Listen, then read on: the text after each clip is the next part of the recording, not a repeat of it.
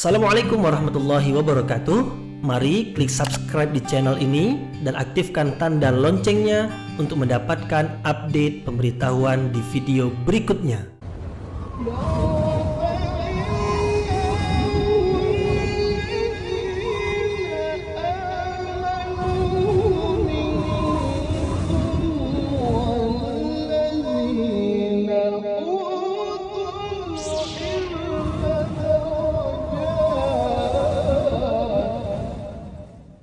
A'udzu billahi minasyaitonir rajim. Bismillahirrahmanirrahim. Assalamualaikum warahmatullahi wabarakatuh. Alhamdulillahi rabbil alamin wa bihi nasta'in wa ala umurid dunya waddin nasta'inuhu wa nastaghfiruh wa na'udzu billahi min syururi anfusina wa min sayyiati a'malina. فمن يهده الله فلا مضل له ومن يضلل فلا هادي له أشهد أن لا إله إلا الله وحده لا شريك له وأشهد أن محمدا عبده ورسوله لا نبي بعده أما بعد. Kita bersyukur kepada Allah Subhanahu wa taala yang masih melimpahkan rahmat dan nikmat-Nya.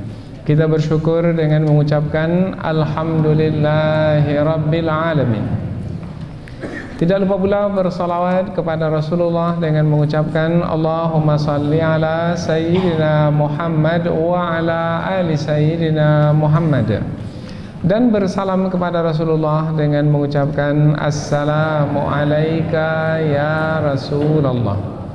Alhamdulillah kita dapat kembali meneruskan pengajian tafsir ayat-ayat suci Al-Quran yang insyaAllah kita akan teruskan kepada ayat yang ke-20 dan 21 dari surah An-Nisa, yaitu dua ayat yang masih lagi menerangkan tentang hukum yang berkaitan dengan keluarga, khususnya lagi adalah yang berkaitan dengan perceraian.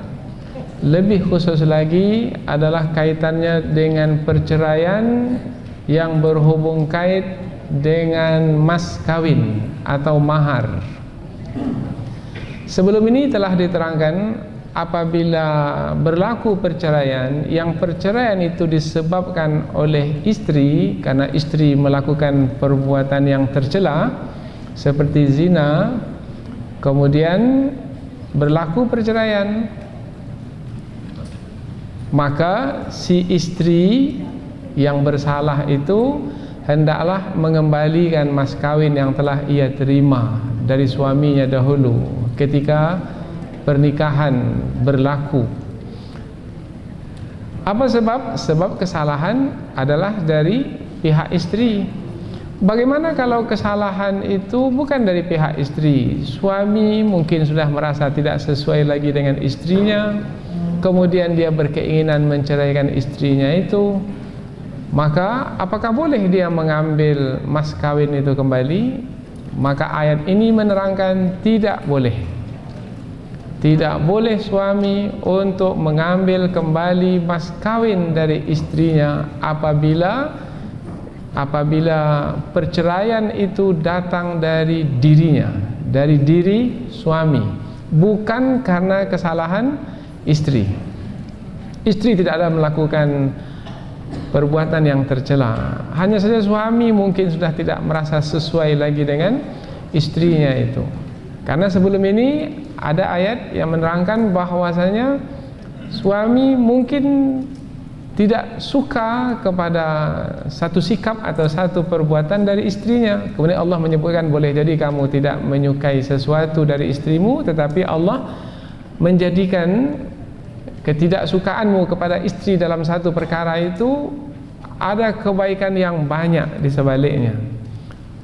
Artinya kalau boleh bertahanlah dengan istri tersebut. Jangan cepat-cepat menceraikannya.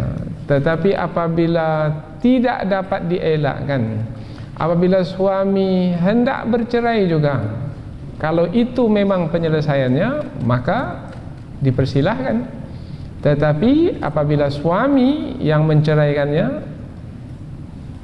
bermakna bukan karena kesalahan istri, maka tidak boleh mengambil kembali mas kawin yang telah diberikan. Kalau diambil juga bagaimana? Kalau memintanya juga kembali bagaimana? Itu adalah perbuatan yang sangat buruk dan tercela sekali. Allah menyebutkan ada dua alasan yang tidak sepatutnya, dua alasan yang menerangkan tidak sepatutnya suami untuk mengambil kembali mas kawin dari istrinya. Pertama, karena mereka ini sudah bercampur, sudah saling menikmati, sudah saling memberi dan menerima, maka tidak sepatutnya lagi suami untuk meminta kembali. Alasan yang kedua adalah karena sudah berlaku perjanjian yang kuat di antara mereka. Dan di sini disebutkan bahwasanya istri mengambil perjanjian yang kuat dari suaminya dengan akad nikah. Akad nikah itu adalah ijab dan qabul. Nah, apabila akad nikah, ijab qabul itu sebagai perjanjian yang kuat dan setiap perjanjian mesti dihormati, kemudian suami pula melepaskan perjanjian tersebut dengan perceraian, maka sepatutnya si suami tidak boleh lagi mengambil apa yang telah ia berikan kepada istrinya, karena ia telah mengabaikan perjanjian yang kuat yang sepatutnya dihormati. Inilah dia dua ayat sebagai menyempurnakan lagi hukum-hukum yang berkaitan dengan keluarga yang telah diterangkan sebelum ini. Jadi ayat ini masih lagi berkaitan dengan hukum-hukum yang berkaitan dengan keluarga. Sebelum ini ada juga hukum-hukum yang lain yang tidak khusus berkaitan dengan suami istri, tetapi masih lagi berkaitan dengan keluarga, yaitu umpamanya tentang menerima warisan dari salah seorang ahli keluarga yang wafat. Itu juga berkaitan dengan keluarga. Kemudian ada juga berkaitan dengan keluarga agak jauh, tapi disebut juga sebagai keluarga, yaitu mengelola harta anak yatim. Karena apabila anak yatim itu ditinggal wafat oleh ayah mereka, maka yang menjadi ayah-ayah mereka adalah ayah-ayah umat Islam seluruhnya. Maka tidak sepatutnya antara anak yatim dengan ayah-ayah umat Islam itu terputus hubungan, sehingga anak yatim menjadi terbiar. Maka Allah Subhanahu wa taala memerintahkan wali-wali anak yatim apabila mereka diberi amanah untuk menjalankan harta anak yatim, supaya menjalankannya dengan sungguh-sungguh, yaitu dengan tidak menganiaya anak yatim. Dan telah kita terangkan sebelum ini, umpamanya memakan harta anak yatim, kemudian harta tersebut sudah habis sebelum anak yatim itu dewasa, atau menahan harta anak yatim. Anak yatim itu sudah dewasa, sudah mampu untuk mengelola hartanya, tapi ditahan karena ada kepentingan di dalam memanfaatkan harta anak yatim tersebut. Nah, jadi ayat-ayat ini mulai dari awal surah An-Nisa menerangkan tentang hukum-hukum yang berkaitan dengan keluarga. Sekarang ini lebih khusus tentang perceraian. Yang lebih khusus lagi, perceraian itu berkaitan dengan mahar atau mas kawin yang telah diberikan. Dan perceraian itu adalah perceraian yang disebabkan karena suami menceraikan istrinya. Jadi kesalahan bukan pada istri, tidak ada istri bersalah, tapi suami itu yang tidak lagi bersesuaian dengan istrinya kemudian menceraikannya. Dalam keadaan seperti itu, suami tidak boleh mengambil kembali mas kawin yang telah ia berikan. Allah Subhanahu wa taala berfirman, A'udzu billahi minasyaitonir rajim. Bismillahirrahmanirrahim.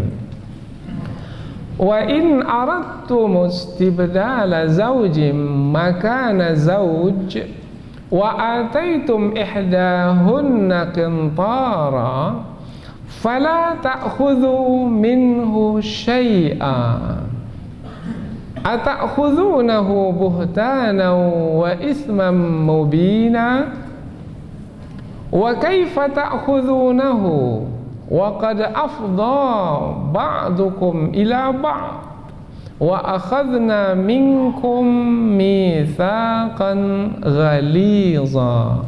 Allah berfirman, wa in aradtum, dan jika kamu mau atau ingin, istibdala zaujin, mengganti istri, mana istri yang ada padamu, maka mengganti istri, makana zaujin, yang mengganti istri dengan yang lain. Jadi ada dua istri. Istri yang diganti itu adalah istri yang masih lagi berada di bawah jagaannya istri dia, masih lagi berstatus sebagai istrinya. Kemudian ia menggantikannya dengan istri yang baru. Wa ataitum ihdahunna qintara, wa ataitum, dan kamu memberikan, ihdahunna, salah seorang dari mereka yang dimaksudkan adalah istri-istri. Ini apabila keadaannya suami itu memiliki istri lebih dari satu, maka disebut hunna. Qintaran, harta yang banyak, yang dimaksudkan adalah mas kawin atau mahar. Fala ta'khudhu minhu syai'a, maka janganlah kamu mengambil dari mas kawin tersebut sedikit pun. Jadi sedikit pun tak boleh. Atau dengan bahasa uang, sesen pun tak boleh untuk mengambil.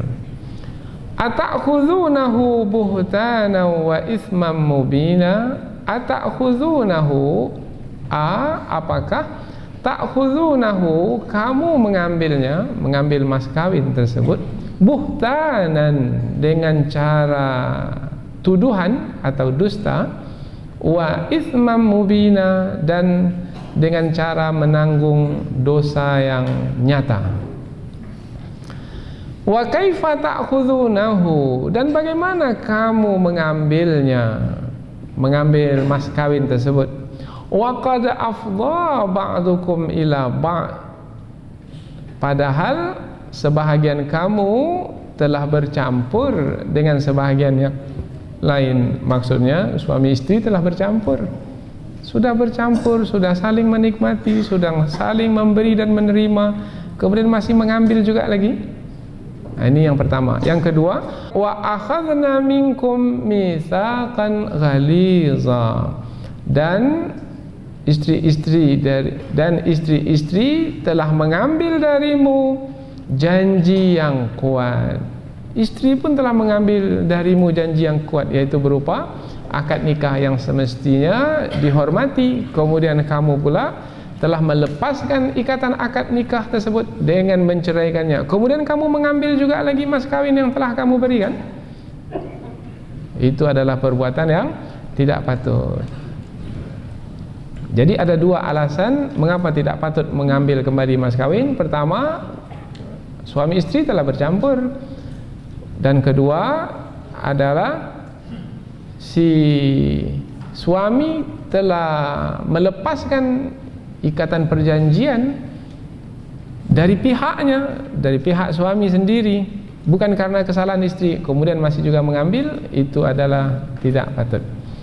Jadi dua ayat ini adalah menerangkan tentang perceraian yang berkaitan dengan mas kawin, yaitu adalah tidak patut, atau dalam bahasa hukum tidak dibolehkan, tidak dibenarkan, atau dalam bahasa yang lebih jelas lagi, haram hukumnya untuk mengambil mas kawin yang telah diberikan kepada istri apabila suami menceraikannya dengan sebab perceraian dari suami itu sendiri. Kita ulang terjemahan dari awal ayat dengan memperhatikan apa yang telah kita sampaikan tadi, supaya ketika kita menafsirkan ayat ini nanti kita akan lebih mudah memahami kandungannya. Dan jika kamu, wahai para suami, mau mengganti istri dengan yang lain, dan kamu telah memberikan kepada salah seorang istri-istrimu itu mahar berupa harta yang banyak, maka jangan kamu mengambil kembali dari harta yang banyak itu meskipun sedikit.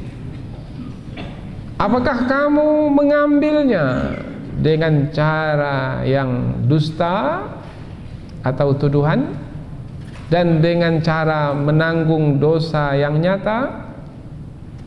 Dan bagaimana kamu mengambilnya kembali, padahal kamu, sebahagian kamu kepada sebahagian yang lain sudah bercampur, dan istri-istri itu pula telah mengambil darimu janji yang kokoh atau yang kuat.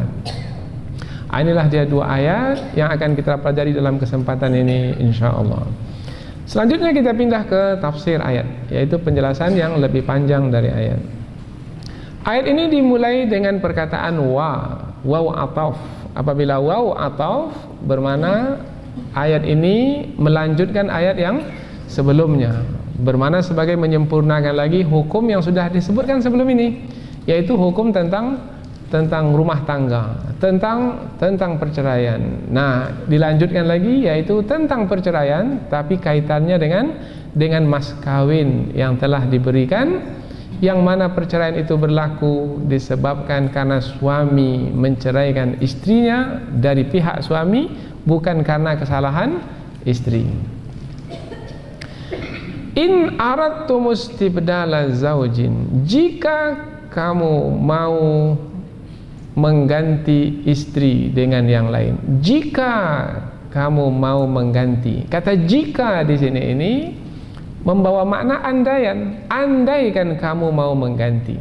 Kalau disebut andaian bermakna bukanlah sesuatu yang pasti. Andaikan kamu mengganti, boleh jadi kamu tidak mengganti. Mengapa digunakan kata andaian? Jika andaian maknanya adalah sebenarnya kamu punya kuasa memilih, wahai suami, yaitu untuk menahan istrimu atau melepaskan istrimu. Jika kamu melepaskan istrimu, baru di situ kata jika. Jadi sebelum kata jika itu mesti difahami bahwasanya suami punya kuasa memilih, yaitu antara menahan istrinya tidak menceraikan atau melepaskannya menceraikan. Ada kuasa pada suami? Ada. Terserah mau menahan atau mau menceraikan. Hanya saja apabila menahan atau menceraikan, mestilah di atas dasar keimanan dan ketakwaan. Jangan menahan atas dasar hawa nafsu dan kepentingan. Karena ada suami menahan istrinya itu tak mau menceraikannya atas dasar hawa nafsu dan kepentingan. Umpamanya apa? Istri saya ini kan pegawai negeri ini, bisa dapat gaji dia itu.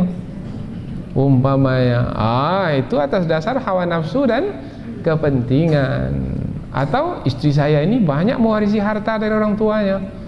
Kalau meninggal dunia nanti saya dapat warisan. Itu menahan istri atas dasar hawa nafsu dan kepentingan. Menceraikan pun juga mesti di atas dasar keimanan dan ketakwaan. Jangan atas dasar hawa nafsu dan kepentingan. Atas dasar hawa nafsu dan kepentingan, yaitu seperti yang selalu kita dengar, habis manis sambung sendiri.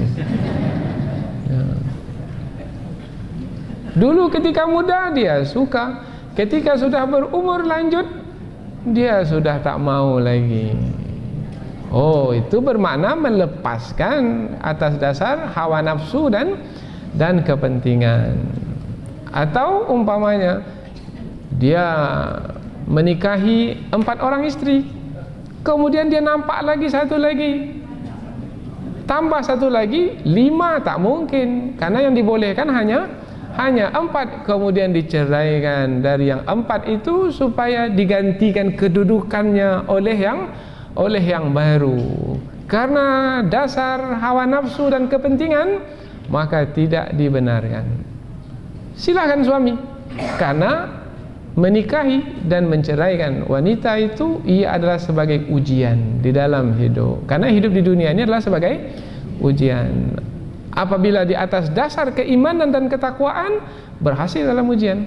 Tetapi apabila atas dasar hawa nafsu dan kepentingan dunia, maka gagallah dalam ujian. Masing-masing akan mempertanggungjawabkan apa yang telah dilakukan selama hidup di dunia. Hidup ini sekejap saja, sampai masanya akan mati juga.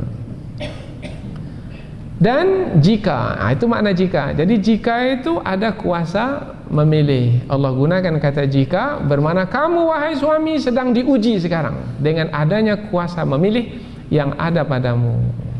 Andaikan kamu mengganti istri dengan istri yang lain, apabila itu yang kamu pilih di atas dasar keimanan dan ketakwaan, silakan, tidak mengapa.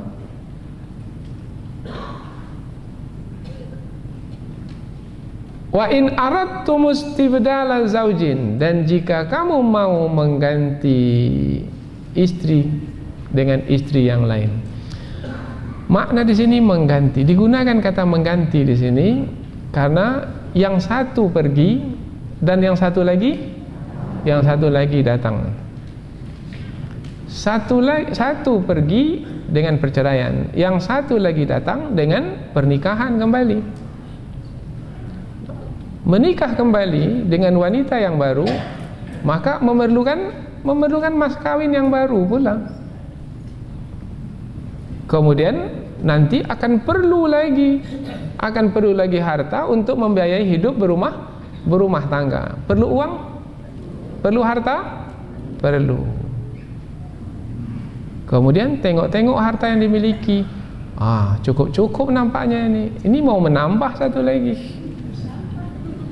Sementara harta yang ada di tangan cukup saja. Bagaimana supaya harta ini bertambah? Yang saya beri kepada istri yang akan dicerai ini akan saya ambil kembali. Untuk tujuan seperti itu haram, dilarang.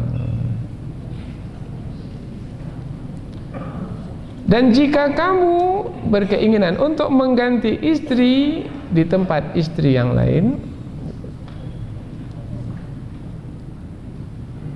wa ataitum ihdahunna qintaran, dan kamu telah memberikan kepada salah seorang dari mereka, dari istri itu, qintaran, harta yang banyak.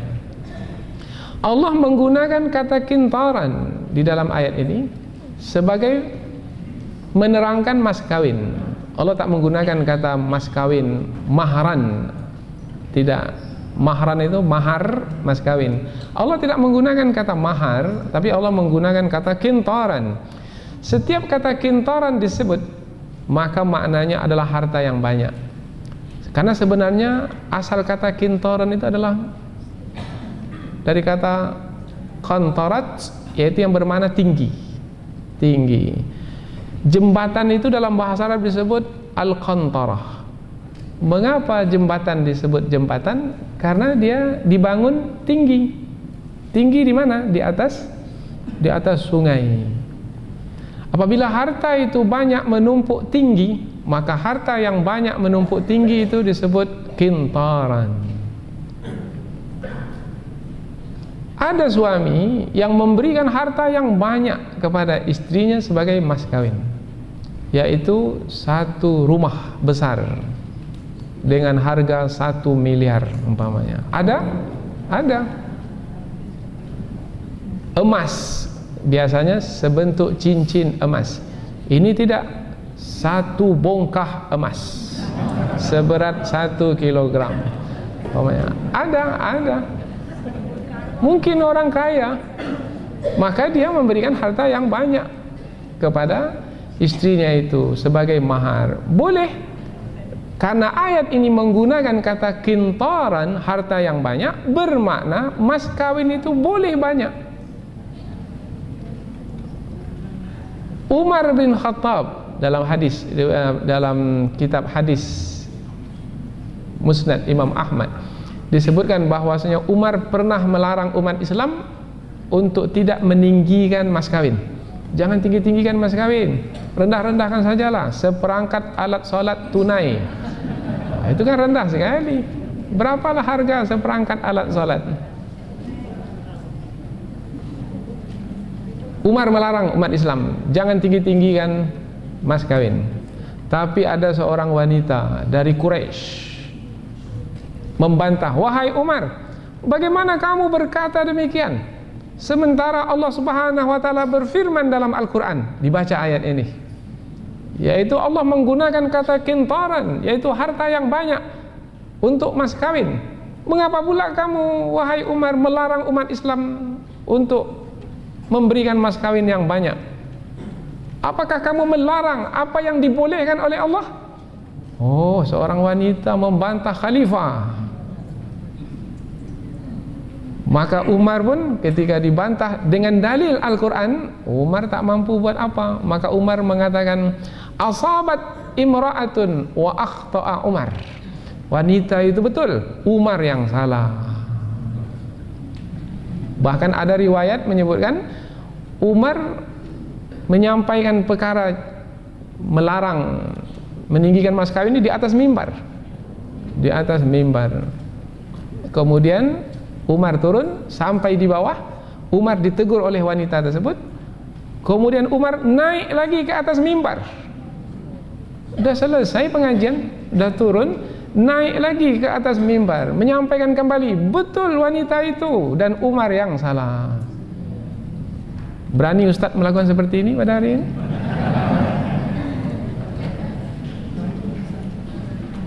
Yaitu berani mengaku salah. Karena kita memihak bukan kepada pendapat kita, kita memihak kepada kebenaran. Yang kebenaran itu dalilnya adalah Al-Quran dan Sunnah. Jadi boleh mahar dengan harta yang banyak? Boleh. Tetapi lihat jugalah yang datang itu.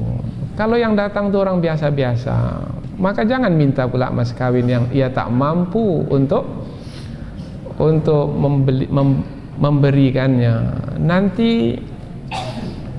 Nanti tidak banyak orang berumah tangga nanti, karena terhalang oleh mas kawin yang berat. Ada di beberapa negeri Arab itu mas kawin terlalu tinggi. Yaitu untuk menikahi seorang wanita mesti siapkan rumah lebih dahulu, mesti disimpankan uang terlebih dahulu, kemudian mesti ditanggung biaya peresmian, biaya walimah.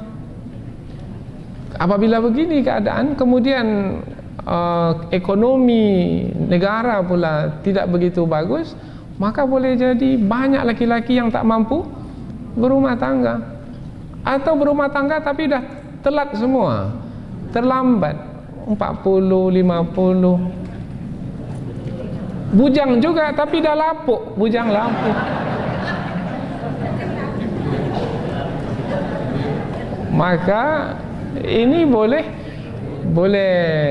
melemahkan umat, karena umat kita menjadi lebih kurang, tidak banyak pertumbuhannya, kurang pertumbuhannya. Sementara Rasulullah amat berbangga dengan banyaknya jumlah umat ini. Ata'khudhunahu buhtanan wa ithman mubina? Apakah kamu akan mengambil mas kawin tersebut dengan cara tuduhan? Ulama tafsir menyebut kata buhtanan ini maknanya adalah dusta, dengan cara dusta. Maka diberikan penjelasan melalui tradisi yang ada pada masa jahiliyah. Pada masa jahiliyah, apabila seorang suami itu tidak suka lagi kepada istrinya, maka dia akan cari-cari alasan bagaimana istrinya itu yang minta cerai kepadanya. Karena apabila istri yang minta cerai pada suami, maka ada alasan bagi suami untuk minta kembali apa yang telah ia berikan. Tapi kalau suami saja menceraikan, dari pihak suami menceraikan, maka tak ada alasan untuk minta kembali. Maka dicari-carilah alasan. Nah, alasan itu bisa jadi sampai kepada menuduh istri melakukan perzinahan, padahal istri tidak melakukannya. Akhirnya istri apabila dituduh ditekan, kemudian dibuat susah, akhirnya kalau seperti ini bersuami, tak usah ajalah bersuami. Kalau begitu saya minta cerai. Ini yang saya nanti, kata suami. Apabila demikian, bermakna dia telah mengambil mas kawin dari istrinya itu dengan cara tuduhan atau dengan cara dusta. Ini yang dimasukkan dalam ayat ini. Buhtanan berbaris di atas, siapa yang belajar bahasa Arab, ini disebut juga sebagai maf'ul li ajlih, yaitu mengapa menuduh istri dengan dusta, karena tujuannya adalah untuk mengambil mas kawin yang telah diberikan dahulu. Wa itsmam mubina, dan sebagai dosa yang nyata. Maknanya, apakah kamu akan mengambil kembali mas kawin dengan cara menanggung dosa yang nyata? Apa makna dengan cara menanggung dosa yang nyata? Dia tahu bahwasanya memang tidak haknya untuk mengambil kembali mas kawin yang telah ia berikan.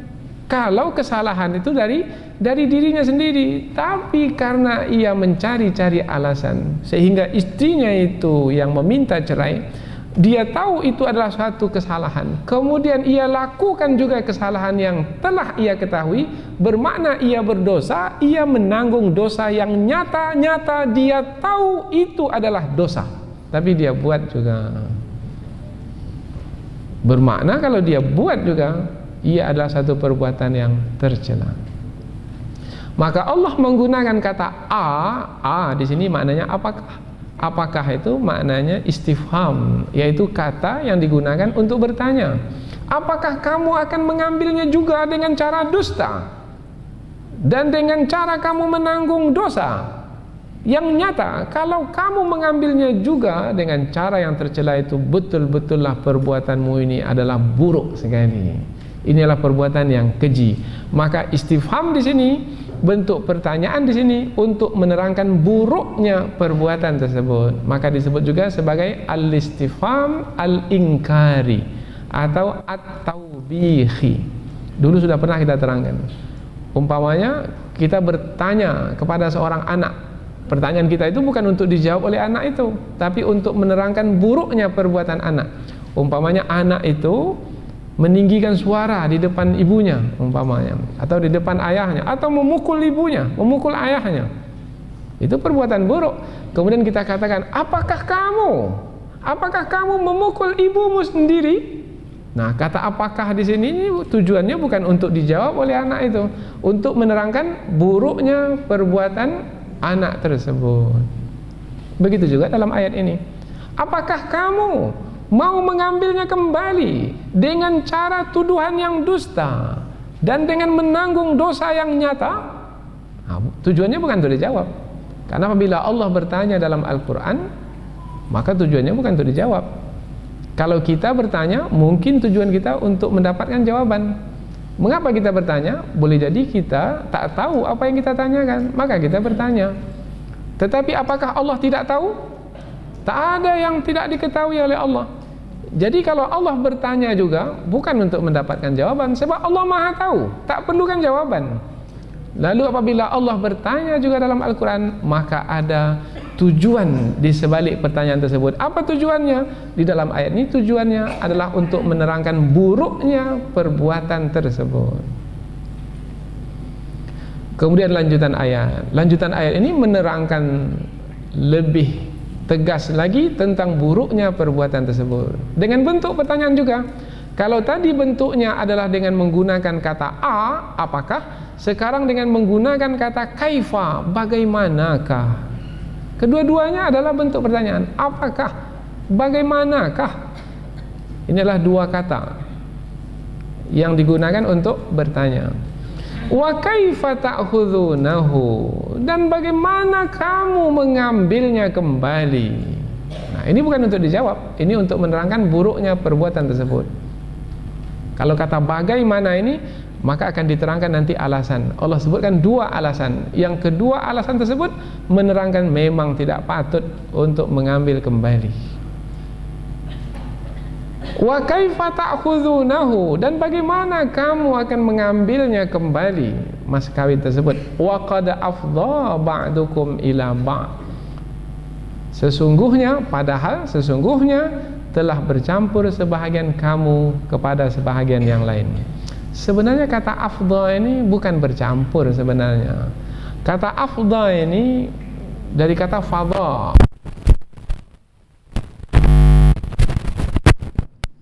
Mengapa angkasa dikatakan angkasa? Sebab dia luas. Itu makna fadha. Kalau afdha maknanya meluas. Jadi kalau kita terjemahkan secara bahasa, secara teks harfiah, waqad afdha ba'dukum ila ba', maknanya padahal sudah meluas sebahagian kamu atas sebahagian yang lain. Tapi faham tak meluas ini? Tak faham. Maka diterjemahkanlah dengan bercampur. Sebenarnya kata meluas di sini maknanya perhubungan di antara kamu ini sudah meluas. Dahulu laki-laki dengan perempuan perhubungannya sangat terbatas sekali. Kalau menengok sekali saja boleh menengok, kali kedua tak boleh lagi. Yang pertama bagimu, yang kedua atasmu. Pertama boleh, yang kedua berdosa. An-nazratul ula laka wa tsaniyatu alaika. Itu antara laki-laki dengan perempuan. Tetapi kalau sudah berumah tangga, sudah luas. Sekali boleh, 2 kali boleh, 3 kali boleh, mau berapa kali boleh. Berarti sudah luas. Sudah luas. Kalau melihat, kalau sebelum berumah tangga melihat wanita kepada mana saja yang boleh, kepada muka dan telapak tangan saja boleh. Kalau sudah berumah tangga sudah luas. Sudah tak ada lagi kecualinya. Luas. Lihat. Maka Allah gunakan kata afdha. Sudah begitu luas kamu bercampur, kemudian masih lagi kamu mengambil apa yang telah kamu berikan. Kira-kira begitulah. Maka digunakan kata afdha di sini. Waqad afdha maknanya sudah luas. Yang tadinya terbatas sekarang sudah luas. Percampuran antara kamu suami istri, sudah menikmati kamu antara satu dengan yang lainnya. Kemudian masih lagi berhitung kamu. Oh, saya sudah beri harta yang banyak dulu, sekarang saya sudah lepaskan kembali. Oh, rugilah saya, maka saya ambil kembalilah apa yang saya berikan dahulu. Berumah tangga itu bukan jual beli,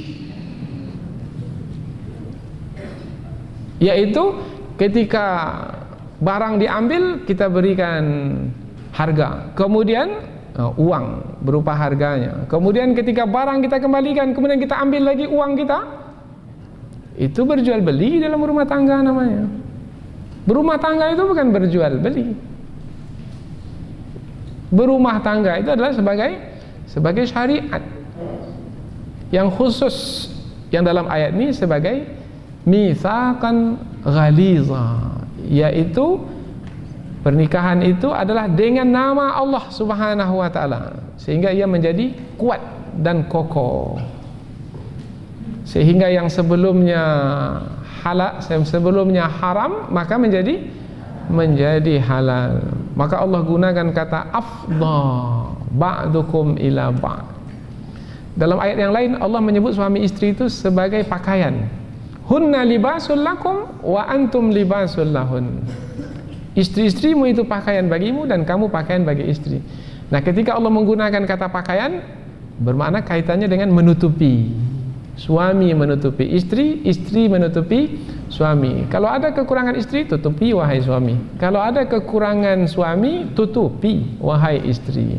Itu masing-masing menjadi pakaian bagi yang lain. Jangan ceritakan pula ke orang lain, ceritakan ke kawan di kantor. Umpamanya, oh ini sudah tidak lagi menjadi pakaian bagi istrinya. Nah, ada kalanya Allah menggunakan kata pakaian. Ada kalanya Allah menggunakan kata kebun. Istrimu adalah kebun bagimu. Nah, mengapa pula Allah menggunakan kata kebun? Karena kebun tempat bercocok tanam. Letakkan benih, bibit di kebun, kemudian dia tumbuh. Begitu juga istri sebagai kebun. Letakkan bibit, benih, kemudian dia tumbuh, kemudian nanti lahir anak, meneruskan kehidupan keluarga. Kalau tidak, terputus kehidupan keluarga. Jadi pilihan-pilihan kata dalam Al-Quran menerangkan tentang makna. Yang makna itu yang mesti kita nikmati. Dalam ayat ini Allah menggunakan kata afdha ba'dukum ila ba'd. Padahal sebahagian kamu telah bercampur dengan sebahagian yang lain. Tapi sebenarnya asal katanya bukan bercampur. Apa asal katanya tadi? Luas, meluas perhubungan antara sebahagian kamu dengan sebahagian yang lain. Wa akhadna minkum mitsaqan ghalidha. Yang pertama, alasannya sudah meluas begitu, masih kamu mengambil? Oh, memang melampaulah kamu ini. Yang kedua adalah istri-istrimu itu telah mengambil darimu janji yang kokoh. Sudah mengambil darimu janji yang kokoh, dan janji itu mesti ditepati, mesti dihormati. Kamu pula telah melepaskannya dengan menceraikannya. Kemudian kamu mengambil kembali apa yang kamu berikan. Kamu yang melepaskan perjanjian, kamu pula yang mengambil kembali apa yang telah kamu berikan. Lama kawak nama itu. Itu bahasa Minang ya. Artinya kita saja yang mestinya beruntung, orang lain merugi. Oh, tidak boleh seperti itu. Mesti bersikap adil. Ata'khudhunahu buhtana wa ithman mubina wa kaifa ta'khudhunahu wa qad afdha ba'dukum ila ba'din wa akhadna minkum mitsaqan ghalidha. Jadi ada dua bentuk pertanyaan. Pertanyaan pertama, apakah menerangkan tentang buruknya perbuatan? Kemudian bagaimana pun juga bentuk pertanyaan menerangkan tentang buruknya perbuatan. Maka melalui dua ayat ini nampaklah jelas bahwasanya Allah Subhanahu wa taala ingin memberikan petunjuk kepada kita, ingin memberikan bimbingan kepada kita bahwasanya manusia berumah tangga, kemudian mungkin sampai masanya tidak mampu mempertahankan rumah tangga, kemudian bercerai. Andaikan berumah tanggalah di atas dasar iman dan takwa. Andaikan bercerai, maka perceraian hendaklah di atas dasar iman dan takwa sehingga tidak terputus silaturahim. Awal surah An-Nisa menyuruh orang-orang beriman supaya menghubungkan silaturahim. Tapi ramai manusia pada hari ini ketika hendak berumah tangga bukan main sukacitanya. Cinta kasih sayang, aku cinta kamu.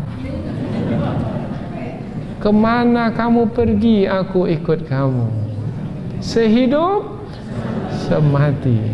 Aku suka, engkau suka. Kita tanggung bersama-sama, bukan main lagi.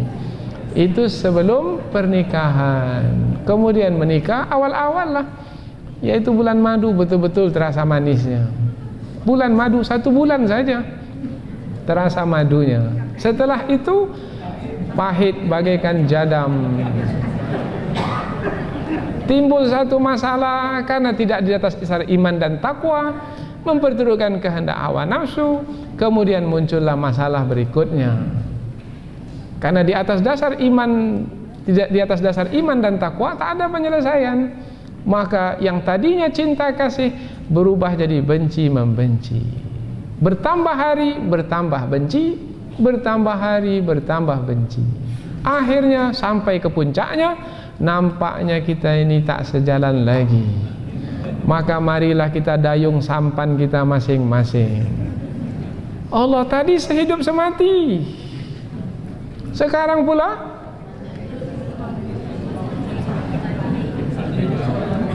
bercerai-berai, berpisah. Oh, sekarang ini nampaknya tak mampu lagi bersama. Dalam keadaan seperti ini, biasanya manusia apabila sudah bercerai-berai seperti ini, kemudian benci-membenci, susah untuk menghubungkan silaturahim. Kalau ditanya bagaimana, nah, dia akan gunakan kata yang buruk dan keji. Dia orang yang tak bertanggung jawab. Dia adalah orang yang dia.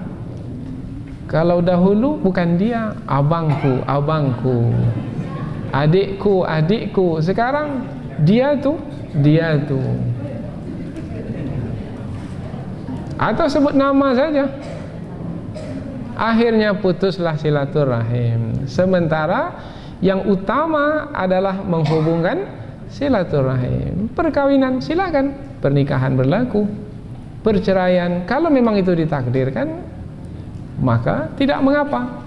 Tetapi jangan sampai mengorbankan yang utama, yaitu silaturahim di antara manusia. Apalagi kalau di antara mereka ada anak pula. Apabila ada anak, maka jangan sampai perkataan yang buruk dan keji keluar, karena ia akan merusak jiwa anak. Karena si ibu ini karena marah kepada ayahnya, maka dipengaruhi anaknya, yaitu dengan menjelek-jelekkan, memburuk-burukkan bapaknya. Atau umpamanya sebaliknya, demikian pula. Dibawalah anak ini, karena boleh umpamanya di ujung minggu bawa anak, suami bawa anaknya. Kemudian ketika bersama dengan anaknya, maka disampaikan keburukan ibunya. Ini yang akan menanggung keburukannya adalah anak yang tidak bersalah. Apa salah anak dengan perceraian tersebut? Tak ada salah anak, tapi anak menanggungnya bermakna sudah menganiaya anak yang tidak berdosa, maka sudah melakukan kezaliman. Anak sudah masuk ke dalam golongan orang-orang yang teraniaya. Maka dalam keadaan seperti ini, sepatutnya dalam ayat ini Allah membimbing, memberikan petunjuk bahwasanya hendaklah apapun yang dilakukan dalam kehidupan berumah tangga, hendaklah di atas dasar iman dan takwa. Mudah-mudahan dua ayat ini menjadi petunjuk bagi hidup kita, insyaallah. Subhanakallahumma wa bihamdika asyhadu an la ilaha illa anta wa astaghfiruka wa atubu ilaihi. Wassalamualaikum warahmatullahi wabarakatuh.